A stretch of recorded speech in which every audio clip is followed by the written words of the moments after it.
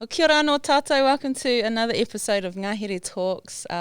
It's really choice today to have someone that I would call an awesome friend, actually, not just a wahine that's out there doing amazing things, someone that we've done business together and learned a little bit about life together as well. So a big welcome to you today, Aroha. Welcome to the show. Kia ora e hoa. Kia ora e kare, thanks for having me. No worries. How was your drive up today? Oh, it was all good. I hate driving by myself. Yeah? So lonely. But it was all good. It Rain is wasn't lonely, too eh? bad. Well, welcome to Tamaki Makaurau. It's always good to Kia it's good to have you in the rohe. So I guess before we get into it, for those of you that may not have heard of you or seen you or met you before, why don't you just give a little intro about yourself and your Pākehī, what you get up to?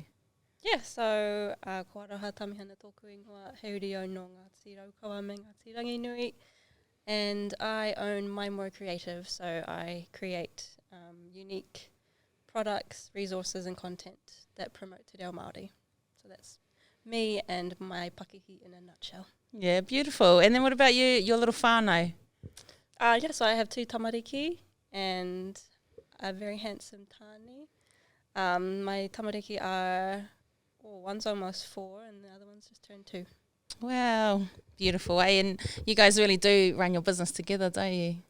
Yeah, I wrote my husband in for a lot of things. I mean, he's a full-time teacher, but yeah, he definitely has a lot to do with my Pākehī, and I kind of go to him for a lot of stuff and advice and kind of rope him in with other. I even get him in some of my reels sometimes, even though he's not that keen all the time. Yeah. But he's keen on being a clown, eh? Yeah. Who would you say looks more like a baboon, him or you? Definitely him. Definitely. Oh, cracker. All right, before we get into it, like how this is something I saw in another podcast and I thought it was really cool, but like mental health check, how are you actually doing as a business owner through all of COVID and everything that's going on? How are you? Oh wow, that's probably the first vulnerable part that I've had, which is cool because it's a kaupapa that we need to talk about as business owners or just humans in general. Yeah. Me personally, I'm doing really well, and yeah, I definitely am aware of there's a lot of change or disruption going on at the moment in this world, but yeah, I've just got such a strong support crew and my whānau, so even though times probably could be easier, I've always felt really supported, and that definitely helps with the mental health side of things, because I've always got people to go to. Or if I'm having a bad day, I can lean on them. My tāne especially being one of them. So yeah, I'm doing really well, being honest, and I'm pretty excited actually for this year. Like, I'm optimistic, so Yeah, I think that's just one of my traits. I'm a really positive person. So even though, things are tough, just in general, not just in business life, but, cost of living, everything's just tough. I still manage to stay pretty optimistic, maybe like naively optimistic sometimes, but it's important though, eh? Yeah. So I think overall, like, I'm in a really good space, despite everything going on. Yeah, awesome. How are you? It's really awesome to hear. Yeah, that was the thing. I was like, I knew this was going to come back on me. You can't just ask me that question. But to be honest, I have been better. I've been in a challenging season. I think after coming up 6 years now of being self-employed and being in business and building what we've been building, and then going through COVID and everything else, I've hit like a burnout stage. So yeah, it's a tough season for me at the moment, but I feel similar to what you're saying. I have really good supports around me, despite the challenges. And good tools, I think, throughout my journey with mental health and stuff like that. I've learnt a lot about myself and how to manage my way through things and stuff like that. So definitely a season where I'm taking things a lot easier. A lot of people would have seen we made some changes within our business structure, and part of that as well was to, as much as it was the right time to do it, it was also a good time for me to make some changes in my life so I could make some space for myself and my own personal needs and things like that. So yeah, it's a challenging season, but I'm optimistic as well, and I just feel like I just ride it out, make some shifts, and I'm really excited as well for where we're about to go this year. things that are going on with our team here, like getting new people and some amazing new staff members in, and some cool plans and some cool projects lined up for this year. I'm really actually glad I've got some space right now to take a break, so we can crack into, or at least I can crack back into it soon. So yeah, it's good to check in, eh? Definitely, and regularly as well. Yeah, for sure. All right, that was a beautiful start. Let's clear the air right at the start. It's almost, hey, one question though, do you into Crocs or what? You like? Actually, I don't even own a pair of Crocs, but when I have worn other people's, I'm like, you know what, I could easily do that. Yeah, Puki and Fia, they're here in the background. They rock the Crocs hard. They almost incepted me, but then someone told me you get sweaty feet, so... Oh, actually, yeah, I can't. I was at Sterling's trying them on. Are you allowed to wear socks with Crocs? Is that a frowned upon? Or socks and Crocs is the height. I feel like I would judge people that did that, though. The height of Croc. But then I would also judge people that have sweaty feet. What's wrong with sweaty feet?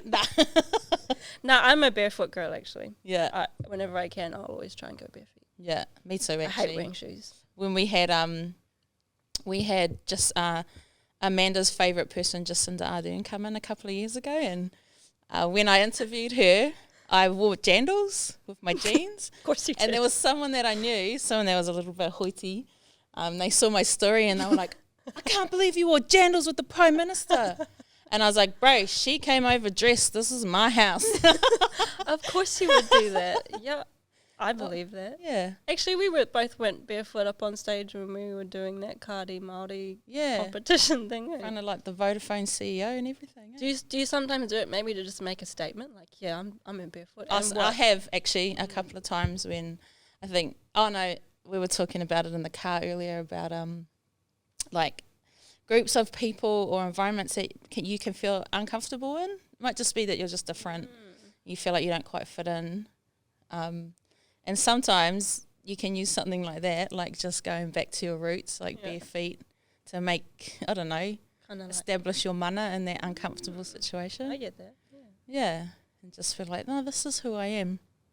Yeah. Accept that. Pretend you're in the marae even though you're in the office. But we thought today would be just to chat about like what it's like to own and operate and grow and build a values-based business. So I thought I'd throw it back at you first. Like what is a values-based business to you, or values-based kaupapa? Yeah, I mean, for me, I only own this one paki, and that's all. I mean, that's the only experience I have, and it's always been a values-based business. So I don't actually know anything else, and I don't know if I ever could do it differently. Just being my personality, like I'm just naturally, I already have strong values just as a person, and that just kind of flowed into my pakihi without even me really having to try. So yeah, in that respect, like it's everything. But yeah, I feel like the values of your business is your, I guess it's like the soul. And it's what creates your brand personality, and it's what tells other people like who you are as a pakihi, what you believe in, what drives you, what makes you tick. And if you don't have strong values that you always come back to when it comes to decision making or whatever, then what are you going back to? Like I don't know how else to do it. Like yeah. So for me, it's just I live and breathe it. Doesn't mean that I do it well. It just means I strive to always bring it back to my values. Yeah. So what are the values that drive or guide your business, your pakihi? Yeah, well, when we kind of brought this topic up last week, just thinking about a podcast kaupapa, I was like, actually, I mean, I've always known that that's how I run, but I've never necessarily written it all down. Like it's just, a lot of it's just in my head.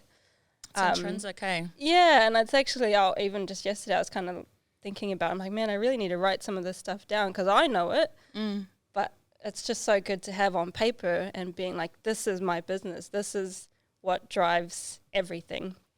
So for me, currently, I've articulated that it's all about empowering people, especially on their learning journey, so learning Te Reo Māori. And that kind of separates into two groups of people, so empowering tangata whenua, so Māori going on their reclamation journey, and also tangata tiriti, so Pākehā or tauiwi that are learning Te Reo Māori. So at the heart of it, that's the main kaupapa. That's what it always comes back to, is does it empower those people? So whatever product I come up with, whatever content I might think of, I ask myself, even without thinking, I'm like, does it achieve that? Does it provide that value? And if it doesn't, I'm like, well, what's the point? Why would I branch out into something that doesn't even come back to why I started this? Yeah, and so I'm just like, as you're talking, I'm trying to think, well, what would be the opposite in the same kind of field of what you do, but the opposite type of business that wasn't values-based? Like, like a souvenir shop? Well, yeah, so I guess you can kind of break it down into, there's you can still provide value. So, like, you can still sell Te Reo Māori products, you know, like a souvenir shop can have hundreds of products that have Māori culture and Māori language on it. But apart from that, like, what else are you providing to whoever buys it? Like, what else are you providing that person? Or is there an ongoing relationship? Is there a loyalty? Are you building, you know, trust and loyalty with that customer? Or is it just like a one-off purchase and they don't really think much of it? Because those it totally exists, you know. There are products where people are just like, buy that, like that. And that's kind of the end of the story. But I don't want that relationship. I want people to buy my product or see my content and something to shift, or for them to be challenged, or for them to question things or learn something. So I guess it's just going deeper than the surface level of just having a product that can be awesome, can still be, you know, serve a purpose. But does it have a whakapapa? Does it have, I guess, building a relationship with the customer and with your brand? I mean, I'm just kind of talking out of a hole of my mouth, but it's that's kind of how I see it. If you don't have that strong values, then it's pretty hollow. Did you know right from the start that's what you wanted to build, what you wanted to create with your business, or did you just need to make some money? It was never about money, because if you want to make money, don't get into the greeting card business. It started out, I guess it was like a mini version of what I have now. It was always, even though I might not have articulated it at the start, it was always about providing Te Reo Māori resources. But since then, like, it's grown a lot to be more than that, in a real beautiful, organic way.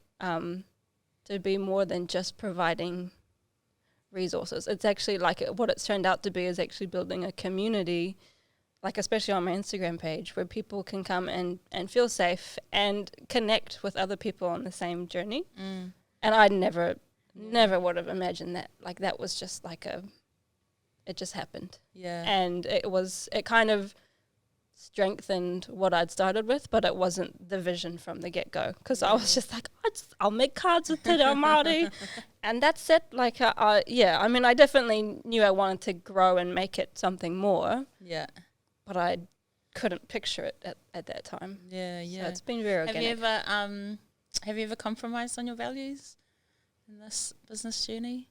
Nah. No, I don't know. I can't. I think that's also part of your personality, though, like, you're pretty tūturu to and I'm just who you are and what you want.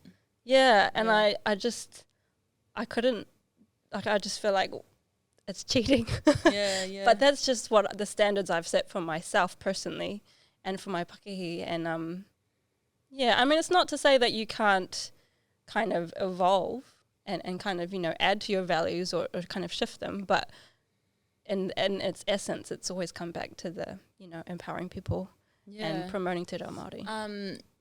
I'll chuck this out there if you don't want to talk about it, sweet as, but I know that on your journey you've come up against people that have challenged the way you do things, the things that you do, the services that you offer, things like that. Probably even just your use of reo, all of that sort of stuff. Talk to us a little bit about that and how that, I guess how, I don't know, maybe how it's affected you or how you've dealt with it and how you can use your values to get through it. Yeah. Thankfully I don't get hardly any negativity coming my way. But when I do, obviously it's never nice. I'm pretty, even though I'm staunch on my values, I'm still quite a sensitive person. I take things to heart, and I'm a really empathetic person. So naturally I just will take other people's feelings on board, even if it's negative. I'm like, whoa, actually I don't want that in this area. But yeah, I think I've just had to learn that by signing up to this kind of kaupapa. So any kind of kaupapa where you're kind of fighting for something, really. You're pushing something that isn't necessarily the norm. So whenever you're in that kind of space, you have to accept that you're going to deal with confrontation or people questioning it or people not being okay with it. And you just have to learn how to deal with it. And if you're not ready to, then you're kind of chosen the wrong pathway. Yeah. So I learned that pretty quickly. So just harden up. Pretty much. Yeah. Yeah, which is, I needed it anyways. Yeah. And thankfully my husband, he's like staunch as, and he doesn't care what other people think. And sometimes I envy it so much. Yeah. Because if someone criticizes him or something, he's like, oh, and what? That's just their opinion. I'm like, yeah. But why aren't you crying yourself to sleep? Yeah. But it's really good actually having a husband like that around that can just pull me back to reality sometimes. Like, babe, it's fine. You don't even know that person. Yeah. Like, don't get so hung up on it. Yeah. And then kind of bring me back to earth and be like, actually, yeah, it was just one stupid comment. Let it go. Carry on. Look at all this, like how much positivity you are getting and how much good feedback you're getting. Focus on that. So, yeah, definitely good having someone with that kind of personality around. And there, eh? Yeah. Have you, ever lost it, though, at anyone? Or has it got you to the point where it's... there's been maybe a handful of trying to dig the situations where it's really gotten to me. But I think it's because I was already in quite a sensitive space personally. Like there might have been something going on. I might have been really down or sick. Or I think one time I had 2 sick tamariki, so I was just kind of at capacity anyways, mentally, and then just had this really insensitive message, and it just got to me. And I might not have if it was any other week. Yeah, I might have dealt with it better. But it was. Yeah, I think it comes down to timing as well sometimes. But I got through that. I was fine. It was just harder than other situations. Yeah. But like I said, I had my husband. I pretty much go to him, and he was like. He always backs me, eh? He was like, who's this person? I'm gonna, he would have totally just done anything to, after meeting your hubby, I don't know if you remember, I was like, has he got any brothers? But he is staunch. Yeah. He's a teddy bear inside, but you don't want to mess with him. Yeah. And I've got him, supporting me. Yeah. So, I feel like some people, if people knew that, they'd probably not say some things that they do. It's funny, I think as wahine and even as wahine Māori, I think you do see the difference in the way people treat you when you stand alone versus when you stand with someone behind you or beside you. It's pretty... But that's something that also annoys me. It's well, I shouldn't have to rely on... I should be able to just deal with it. Yeah. And sometimes I can. A lot of the time, I can just be I just ignore it or whatever. Yeah, colloquially, eh? Colloquial. Yeah, that was the word I was looking for, actually. It was at the tip of my tongue. And, but then sometimes you're just not in the mood or you're just not in the right headspace and you need someone to be you got to this. Want me to smash him? Yeah, sometimes I need that. Yeah, straight up, though. Yeah. No, that's awesome. And I give it up to you because... trying to build anything in the Te Ao Māori space at all, there's a lot of tino mohios out there. There's a lot of people that are know-it-alls. There's a lot of people that are really bolshy and confrontational and don't have a lot of grace. People that are really protective. Yeah. And I guess just our people coming out of the traumatic seasons that we've been in as people, and reclaiming our tikanga and our reo and all of that stuff. So there's a lot of tensions in there. Anyway. Yeah, it can be a pretty fragile space to be in, and it's just being really aware as well. Like, I think what I've noticed is if a non-Māori attacks me for whatever reason, for just sharing Te Reo Māori, which happens, that doesn't faze me at all. I'm like, if anything, it just makes me want to go harder. Yeah. But if it's another Māori that challenges me, then I'm like, oh, like that's a whole nother, kaupapa to deal with. And it's not saying that every time, Māori bring up something that they're necessarily right or have the right to say what they have. But sometimes I need it. Like, I need that check. Like, hey, like, should you be doing that? Or Did you is ask that okay? your tupuna about Yeah, that like one? I need that. You have to humble yourself. Yeah. And I think, when it comes to a Māori, I definitely put a lot more weight on it. And in some cases it really has grown me. Like, it's made me question, like, actually, am I doing this tika? Like, am I doing it?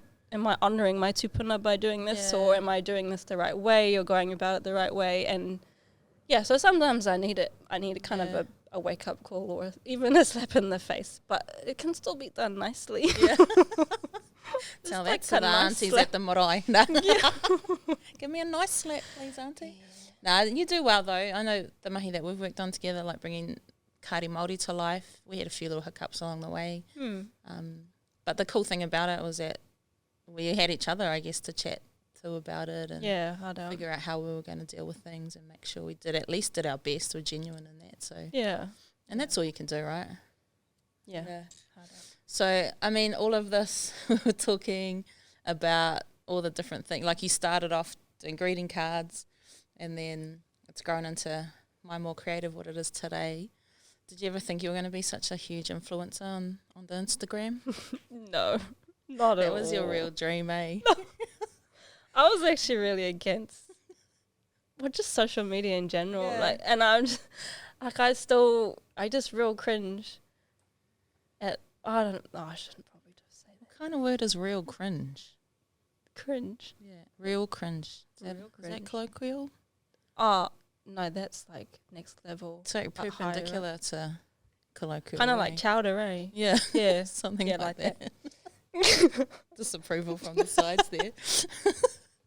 No, where were we going? So, like, I guess where I was going to go with this is was there a moment when you thought, I'm going to be an Instagram star? No. Like, how did it happen that, because I don't even know how many followers you got now. I don't know if it means anything to you or whatever, but you've been able to build a good audience through Instagram to help you empower people on their real journey and stuff like that. But because I want to dig into that a little bit more, because I feel like it's super, it's super topical now for people that are trying to run a business or build a movement or influence change, is to build an audience that that they can engage with, and that will I don't know, help them sell products, help them get their kaupapa across. Yeah. How did it happen for you? Were there any, because I feel like there was a season maybe through lockdown or something, it was after we'd met you anyway, and then you just started to skyrocket. It was as soon as I started using Reels, actually, on Instagram. So to be honest, it was when I started showing my face more. Because I was so against, I was real whakama about it, which you would, a lot of people are like, hey, whatever, you're really, in front you're of the camera. Full-on clown, eh? Well, deep down I am, but I just didn't show that side, because I was like, this is a business, you have to be really professional, colloquial. Yeah. But it was, honestly, once I started showing my face, and not forcing it, it was just me being me, and being genuine and staying true to my kaupapa still. I didn't stray at all. It was always back to my kaupapa. That's when it really took off. Yeah. Yeah. So people just wanted to see this. Really. Yeah. Crazy. No, but it was. So then, how long did it take you to notice that was the thing that? Oh, it was pretty fast. It was pretty crazy, the growth I got, was even just within 3 months.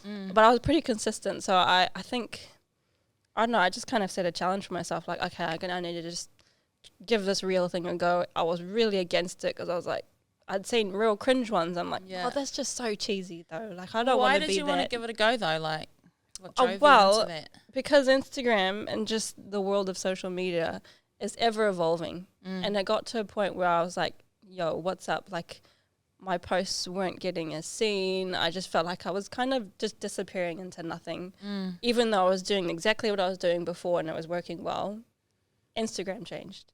And I don't know how or what, but I was told that Reels was the future, and I was like, fine. Yeah. So I was like, well, if I don't at least give it a go, I could be left behind. And we can't afford that as small business owners. Like, we have to try whatever we can to still just, you know, keep running like a business and be out there and be seen and be found by people.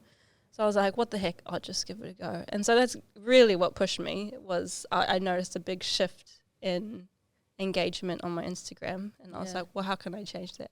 Yeah. And it was a massive shift. Yeah. That time. And then so you just went all in on Reels? Well, yeah, and then I found out it was actually quite fun. But, the ones I make, I really enjoy. Like, I like to inject humor into things. And I think because I enjoy watching, you know, humorous, quirky stuff, and I quite like pairing, or the challenge of pairing that with pretty serious kaupapa sometimes. Yeah. Like, I think when you merge the two, you can actually have a really interesting outcome, and especially when you're putting it in front of people, they'll have a little giggle and then like, oh wait, like, oh, that's pretty deep. But it makes them think, and it gets their attention, and it actually starts this conversation, and that's what I really enjoyed. Yeah. Or still enjoy. Yeah. I know, because I know you've put some really like emotional stuff on there too, which has resonated with people. Yeah. Really well. So it's honestly, I think people just connected with a lot of what I was sharing. And a lot of it I just share is just my journey of wahine Māori. Yeah. Learning her reo. Yeah. You know, and there's not much to it really, but there's so many people going on that same journey, and they're like, oh, yeah, I get that. Me too, right? Or like realizing how many people are on the same boat, on the same waka, experiencing the same, you know, roller coaster ride of emotions, and it's just kind of putting it out there and making it normal. Like, you're not the only one. You're not alone. It's okay to feel those emotions. You'll get it, that kia kaha. Yeah. It's all worth it. Yeah. I love that, and it all feeds into your kaupapa of empowering people in their journey. It's such a really like easy and practical way. But you're such a hard case. You come up with some pretty cool like creative ideas. I don't know how many of them you borrow off someone else and how many of them are original. And then your acting's pretty good as well. I know, I've had a lot of people I mean, you might not be get an Oscar, but... Hey.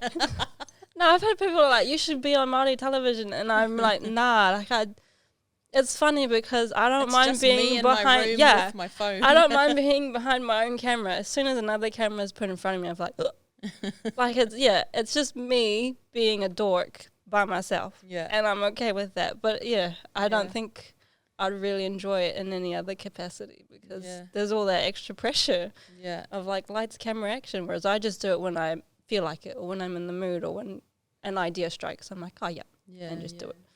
So I want to talk about this like concept that, I mean, I've been looking into it a bit lately. How do you use content? Like practically, how does it work for you in the way that you run your business, but then also the way that you do think about your content, post your content, all that sort of stuff? How does give us a little sneak peek into the Maimoa content machine? Oh, content machine. Maybe start from like planning. Yeah. Through to creating, through to posting, through to well, I think engaging with your audience. Initially, it was literally just me kind of winging it. Like, well, I mean, sometimes you do things and you have a system without even realizing. So now, I've actually managed. I actually sat down the other week, and I was like, I need to write out like the process that I go through, or how, especially in terms of what I post on social media. Like, there is a pattern that I naturally follow, but I've never really had to explain it to anyone, because I'm like, well, it's just me that does it, so I just make reels. Yeah, but there is a bit of a method to it that I've figured out.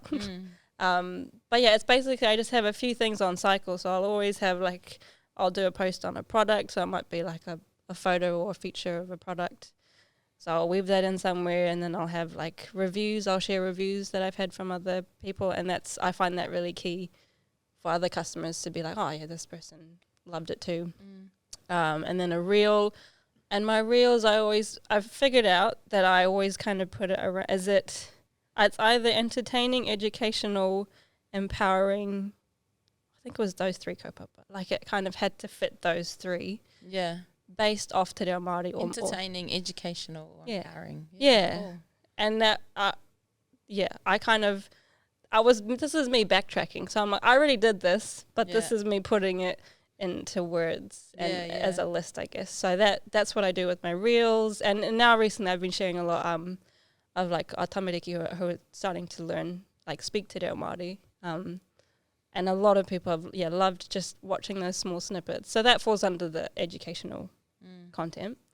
And what else? Yeah, it kind of just revolves around that. So I just keep switching and changing and weaving it so that it kind of balances out. I don't. That's about it. Like, I love how you make it so like. I think you're really clever at content. I mean, I personally like to watch how different brands do their content and look for, I guess, just different trends, but not even just trends. I'm always looking at how it relates to business, I guess. But there's so much more to it than that. Yeah, because how would you guys say you do it for your paki? Can I ask you one more question and then we'll do it? Fine. Because one thing I've noticed with you, this is where I was getting with that, is like let's take, for example, your tea towels. So the end result was sale of your tea towels, right? But it goes all the way back to you sharing your favourite fried bread recipe. Is that where it started? Yeah, it was. Yep. And how, like, what I've loved about your content is how you can take a simple thing like yummy fried bread. And this is what I could say looking in, and you can correct me, and then all of a sudden people were getting into it. And then did someone ask you for the recipe or something? Yep. Then They're like, gotta share it. So I shared it. More than you made it flasher. It was probably the most organic product launch I've ever done. Because I didn't sit down in my office and be like, how can I sell tea towels and sell it really well? Like it didn't. That's why I wasn't planned. Your content machine is so good because you pick up on what's going on. Yeah, I like to read the room. Yeah, and I like to feed off. My followers and what they're asking for, and that's the perfect example of how it just kind of happened and was so successful without even me trying. Like I wasn't pushing it. It just kind of, the timing was right too. Like I shared the recipe over lockdown when everyone wants to eat kai and make kai, so that I didn't plan that. It just happened to be I was sharing it, and then people wanted the recipe, and then a follower suggested making a tea towel. I was like, oh yeah, you might be onto something. And I did it, and so it's literally just been me kind of, following all these doors that have just been, like, opening up. Yeah. So I didn't have to force anything. And it was the funnest and, like, the best, most exciting product launch to be a part of. Because I felt like everyone was on the journey with me. It wasn't just me, but like, hey, I made this, buy it. Like it. Yeah. People just wanted it. Yeah. That's so cool, though. I love that. And I think... there was this, Gary V? Who? Gary V. Gary V. Perpendicular. Gary V, he's an American business owner anyway, and he does a lot of content about content.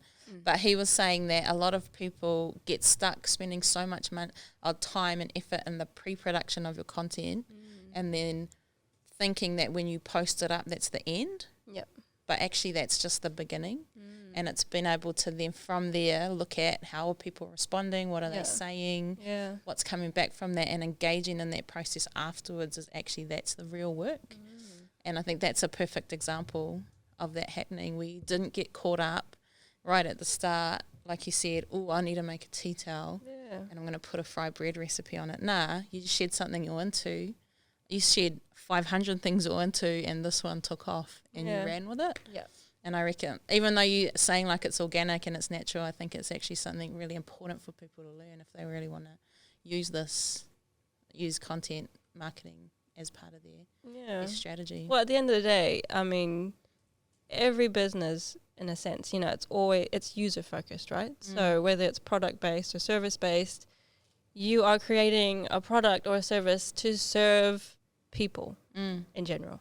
Yeah. And if you're not bringing it back to how can you, create the best product or serve a certain need or fill a niche, then it's not going to go anywhere. Yeah, like it. Yeah. So I think that's what I've definitely learned is like listen to the people. Yeah. and go with the flow. Like my whole business has just been going with the flow a lot of the time and saying yes to the right things. Yeah. Yeah. I love that. Do you want me to answer your question now? Yeah. What did I ask you? Oh, content machine. How'd you get so beautiful? I think you asked. I don't know if I did not ask that, you baboon. How does our content machine work? I'm just looking at some of our amazing creators over here. Yeah, because you guys definitely have a system. Yeah. But I feel like I can speak for the whole team that we're still trying to figure it out. I think for me, one thing that I push all the time is just consistency. Yeah. More than anything. Our team of creatives are genuinely super talented. What comes with talented creatives, though, is perfectionism and procrastination, which are traits of creatives. I don't think that those are negatives at all. They just come with it. And so for me, I've always pushed, along with myself. Before we had a content team, it was me. I just did it all myself in the earlier days. But it was just about being consistent and consistently putting something out that aligned with your message. I think because we do so much here at Ngahere, I've always struggled with a consistent message or one clear message. We don't have just one thing that we're trying to do. So that's an ongoing challenge for us. And we just, for me, like I said, consistency is the main thing. Don't get too caught up on having things perfect, getting everything right. Our team terrible at spelling, and generally we do just mock each other. Now Thea has to shout us coffees now. Do people have a bet on how many spelling mistakes is kind of where we're at with it. But just being okay with stuff like that and not overthinking it in that space. But we're really trying to push this whole idea of having like larger pieces of content. For example, say we'll do this podcast with you, and then out of it there'll be all these amazing things that we would have said, and the girls might put out some quotes or some little snippets that are educational or inspirational. I know in the early days when Fia and I were trying to figure out, because we didn't have one key message, we thought, well, let's at least have a few key emotions or I think emotions is the right word, or how do we want people to feel when they engage with our content. And we wanted them to feel inspired, and then we wanted them to feel entertained. So we're like, let's just roll with that for now. That's a good place to start. Well, it's really good to narrow it down, isn't it? Otherwise, you just got this big sea of options. Yeah. And you don't really know where to start. Yeah, exactly. And so from there, we just kind of go for it after that. We have campaigns that we run that are more focused towards e-commerce sales for Kornei. Yeah. With Ngahere, we're all just about documenting our journey. And the cool thing, like today, is we have this video from 2 years ago, because I don't know if you know, it's 2 years since we went into lockdown, the first lockdown today. Oh, it is too. And so we have this video that we created that over those days from 2 years ago. So we've kind of documented everything that we've done and just used that as content. But I love watching I love how you share a lot of behind the scenes stuff. Yeah. Like, I mean, I enjoy watching that kind of content, and I think a lot of other people do too. Because it just shows the human side of things. Yeah. And the stuff that goes on in the background that is actually key to making everything run. Yeah, I think so. And then with our other, we have our Tukua program, and that's more around teaching business and entrepreneurial skills to people in different categories and whatever, different types of programs. But that has more educational and a little bit of notice boardy, like here's a workshop coming up, things like that. So we have a few criteria around our different brands that we have. But this whole idea of having larger pieces of content that then break down into smaller pieces of content that can continue to feed your feed, huh? That's a pretty full-time job though, just keeping consistent. We got 3 full-timers. Yeah. I mean, I've definitely noticed that it takes up a lot of time planning all that stuff. Yeah. It does. It does, and you're right. A lot of it is planning, meetings, scheduling stuff out, looking ahead. Because on top of that, our team do all the marketing and the branding and stuff for everything we do. So You got a pretty amazing team, eh? Yeah, they're freaking cool, man. Make me look good anyway. How are we going for time, guys? Good? Pretty perpendicular. I'm going to ask you one more question and then you can hit me with anything that you've got. But you said something when we were just chatting about this podcast about being comfortable with the uncomfortable, and that's something that's relevant for you right now. Do you want to expand on that a little bit? Yeah, well, even just saying it makes me feel uncomfortable. Nah, but it's just like, I think being a business owner, if you're in a position where you feel content and you feel in your comfort zone 100%, you're not doing enough. You know, like I actually feel like if I've ever gotten to that place, I'm like, something's wrong. Or if something could be better, or I could be doing this better, or I could be taking it to this level. But it does mean, being uncomfortable in some situations. And you have to be okay with that. And I'm still learning that. Because I like being comfortable. Yeah. I'm a very comfort person. And I really dislike being pushed out of my comfort zone sometimes. Like doing reels was really out of my comfort zone. Yeah. Like hugely. But I did it. And now I do it all the time. And it's kind of just become the norm. And to the point where I'm comfortable doing them. So now I'm like, well, what's the next thing? Yeah. And it's good to get into a place where you actually hunt out the uncomfortable situation, but making sure they're the right uncomfortable situations. So right now, are you hunting or are you uncomfortable? Oh, that's a good part. Not uncomfortable from our big kai, but I'm probably in the hunting, actually. Well, I'm in a season where I know I'm probably about to be in the uncomfortable, so it's kind of preparing for that season of growth. Yeah, which scares me, but it has to happen, and I have to make some big decisions. I hate making decisions. Like that makes me uncomfortable. Yeah, but so I'm probably in the middle. How big do you want to grow? On Maimoa, what do you see? Well, that's the thing. Like I don't ever want to become massive. Like that's never been my goal. But I know it needs to be more than just me. If I want to keep making products and getting resources out there, I can't do that by myself. Yeah, not to the scale I want, anyways. So I don't know. Maybe realistically, hiring 2 to 3 staff max, like I'd be pretty happy with that. And I wouldn't really want to go much bigger. I mean, maybe when the time comes, I might change my mind and be like, actually, I'm ready to move up. But for now, like that seems big enough. Yeah. But I mean, at the end of the day, just hurry up and hire 2 or 3 more people, man. I really uncomfortable. That's this year's plan, actually. But that's a really uncomfortable position because I'm like, I have to find the right person. Yeah. And I'm the one making the calls. Like, it's all on me. Yeah. I can't be like, oh, babe, can you hire that? Like, it's me. And it's decisions that make you responsible for other people. And that's like, when it's just me. I 100% resonate with that. Like, when we set up, I've been in business by myself for just over 2 years, 2 to 3 years. I can't even remember now.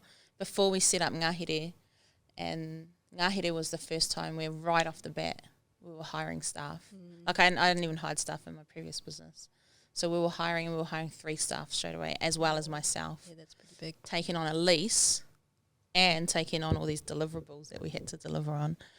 And out of everything that we were doing, there were so many things that were out of my comfort zone. The only thing that terrified me was taking on staff. And I think there was something about like promising someone that you could essentially give them what they need to provide for their whānau and do that consistently. It just freaked me out. Yeah, it's huge. Yeah. So how do you feel now being in business for however long you've been now, like with all your experience? Does that freak you out in the least bit, or is it just kind of just like another day? I'm definitely way more confident. Yeah. I wouldn't say the fear's 100% gone, but I guess I know now how to calculate it. Yeah. It's probably like a healthy fear, if anything. Yeah. It's like you still want to make sure you're getting the right person. Yeah, we still push beyond our capacity with hiring. So we've always been, I have a big appetite for risk when it comes to business. I don't let the fears and the potential for things to go wrong stop me. Which not everyone's like that, and I've learnt that as I go along, and that I do make some decisions. So you're always on the hunt for the uncomfortable. Yeah, I live there, bro. I'm always living there. But I know a lot of people tell me that that's not wise, but that's all good. That's their opinion, and it might not be wise, but I think I like to lead. Like, I've got to where I am from nothing, with nothing, and I'm going to keep going based on how I got there, not how everyone else got to where they are. Well, do you feel like the way you've done things so far has ever led you completely astray, though? Like, do you ever feel like, no. yeah, well, there you go. And that's the thing, I think, when you align to your own compass, your own values, your own drive, people will always have opinions, and outspoken people will share them with you. Especially the ones that aren't actually doing anything relevant to your career, but I have no idea what you're doing. Take it upon themselves, But so even now, like, we're in a hiring season at the moment, and we're taking another step and pushing beyond. Like, we don't have that money in the bank right now, but we're confident in our abilities, we're confident in our team, we're confident in our brand that we can. And we don't stretch it so far that it's ridiculous, but we stretch it far enough that it's uncomfortable. And you might lose a few nights sleep on it. Not me anymore, that's Mel's. And you straight sleep up, peacefully now. first week on the job as CEO, she was already waking up with problems on her mind, and I was like, mate, I had a mean sleep. But yeah, so you do pay a price for living in that kind of zone. Definitely, and I think, like I said earlier, I'm burnt out now, and I think that is part of it. And I wouldn't change it. Like, I feel like I've just had to do that to get to where we are today. I've had to push and push and push and push. But now it's nice to be able to go, okay, someone else's turn. I'll be on the bench eating oranges. I'll support you from here. Yeah, I'll be back soon. Yeah. So HR, it does freak me out though. Yeah, but when you have good people, and we were telling you cool stories today about Jazz Hands Josh, other things that haven't worked out for us, but at the same time, we have cool people like Kooky Pookie. Do you all have nicknames? No, that was Josh's poem to you, eh? You little bit kooky. But no, we have an amazing team. We have a lot of women, all our team is wahine. I think for Mel and I, it's always been a dream of ours to be able to invest in wahine. And I think we've naturally seen that become our area of influence. Naturally too, not even intentionally. But maybe intentionally, maybe just because we live it. Yeah.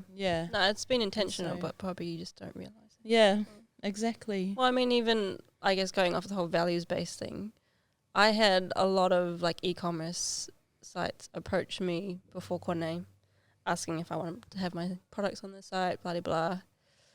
And I could have said yes to all of them if I wanted, but Kone was the first one that I looked at, and I was like, oh, who are these fellas? No, but I looked at it, did a bit of research, and I don't know, I just knew our values aligned. And this was even before meeting you. Yeah. But when I did meet you guys, I think that was when we had the interview, and you guys came down to Tauranga. That's right. And you made us some scones. I did. I just was like, wow, I'm so glad I said yes to these people, because you guys walk the talk, like, you don't just say we support small businesses. You do that. And that's, you live and breathe it, and it was so evident, even just having that corridor with you, and then just walking along. I mean, that was that after the first lockdown? When was that? Yeah, it would have been, because first lockdown was when we set up Kone, and then we came through once we were free. Yeah, so maybe a year and a half ago, was it? Yeah. So since then, it's just been really cool to journey with you guys, and like doing the collab. There was no hesitation, because I'd already known how you guys worked as a company, and just your culture and your workplace. I'm like, I want to align with that. Yeah. And I think it's really key as a values-based business to align with other businesses that are on the same wavelength, on the same page. And it doesn't have to be in every single aspect, but you have to have that alignment. Otherwise, it's going to, not work out or just be forced. Yeah. Totally. So I just want to honour you guys Yeah. for the mahi that you do. That was beautiful. And thanks for sticking with us as we learn our way through it. I think also I love that you guys just have a sense of humour. Yeah. I think a lot of I just hate when everything's so serious all the time. You just have to have a good the first time laugh. you go to me, it's like I'm working with teenagers or something like that.